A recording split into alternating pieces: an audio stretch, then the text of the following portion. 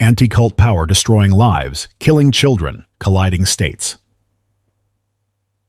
The paradox of the 1920s and 1930s is that similar anti-cult activities were simultaneously carried out in two distinct countries with different cultures, different ruling elites, different ideologies, and different religious situations. Despite their vastly different political, social, and religious contexts, persecution of dissenters was carried out with identical methods, as if by blueprint. Initially noble goals articulated in the ideologies of these countries in the early 1920s were by the end of the decade distorted and exploited by anti-cult ideologists, revealing clear signs of the development of totalitarianism.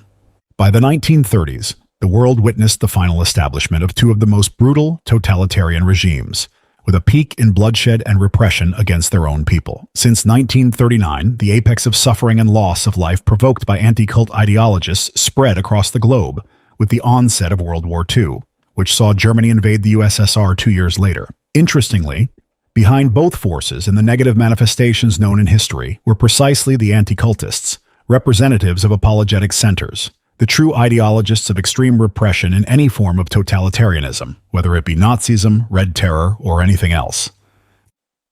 Analogues of Bolshevik anti-cult propaganda narratives in the rhetoric of contemporary Russian and Ukrainian anti-cultists from RACIRS.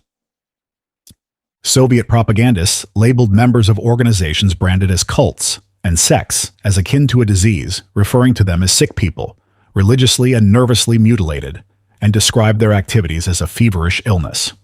Additionally, they emphasized the material dependency of these supposedly deranged individuals on supposedly money-hungry enslaving organizations.